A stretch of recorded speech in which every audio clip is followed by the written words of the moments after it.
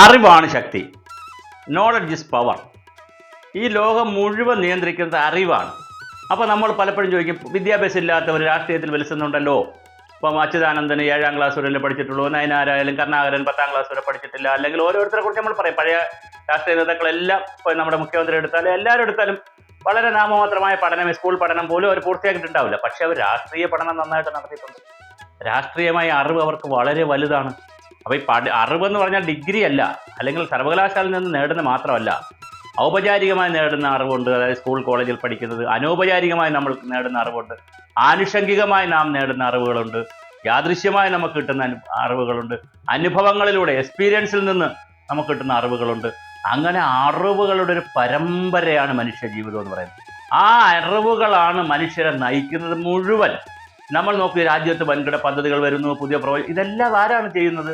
ആരാ ഡിസൈൻ ചെയ്യുന്നത്? അറിവാണ് അതിൻ്റെ പിറകിലുള്ളത്. നോളജാണ് പ്രധാനം, ഡേറ്റയാണ് പ്രധാനം, കണക്ടിവിറ്റിയാണ് പ്രധാനം. അപ്പം ഡേറ്റയും അതിൻ്റെ കണക്ടിവിറ്റിയും നോളജുമാണ് ലോകം മുഴുവൻ നയിക്കുന്നത്. രാജാവാണെങ്കിലും രാജാവിൻ്റെ അറിവാണ്, തന്ത്രങ്ങളാണ്, രാജതന്ത്രങ്ങളാണ് ആ രാജ്യത്തെ നന്നായി നിലനിർത്തുന്നത്. അപ്പോൾ ഏതൊരു അതുകൊണ്ടാണല്ലോ അറിവുള്ള വിദൂഷകരെയും ഉപദേശികളെയും ഒക്കെ പല രൂപത്തിൽ ആളുകളെയൊക്കെ വെക്കുന്നത്. അപ്പോൾ തീർച്ചയായിട്ടും അറിവ് ആണ് ഏറ്റവും പ്രധാനം. അപ്പോൾ അറിവ് നേടുക എന്ന് പറയുന്നിടത്താണ് നമ്മൾ ഏത് വിഷയത്തിലാണോ, ഏത് മേഖലയിലാണോ നമ്മൾ പരിലസിക്കണം അല്ലെങ്കിൽ വിജയിക്കണമെന്ന് തീരുമാനിക്കുന്നത്, ആ മേഖലയിൽ ആഴത്തിൽ അറിവുണ്ടാക്കുക. എല്ലാ വിഷയങ്ങളെക്കുറിച്ചും നമുക്ക് ആഴത്തിലും പരപ്പിലും അറിവുണ്ടാക്കാൻ പറ്റില്ല. ഒരു പുരുഷായുസ് കൊണ്ടൊന്നും അത് കഴിയത്തില്ല. പക്ഷേ നമുക്ക് ഏതെങ്കിലും നമ്മൾ വിചാരിക്കുന്ന, നമ്മൾ നാളെ മുതൽ തുടങ്ങണം, അല്ലെങ്കിൽ നാളെ മുതൽ നമ്മൾ സഞ്ചരിക്കണമെന്നുള്ള പാതയിലുള്ള, ലക്ഷ്യത്തിലുള്ള ഏറ്റവും പ്രധാനപ്പെട്ട കാര്യത്തെക്കുറിച്ച് ആഴത്തിലും പരപ്പിലും അറിവുണ്ടാക്കുക. ബാക്കി കാര്യങ്ങൾ ജനറലായി അറിഞ്ഞിരുന്നാൽ മതി.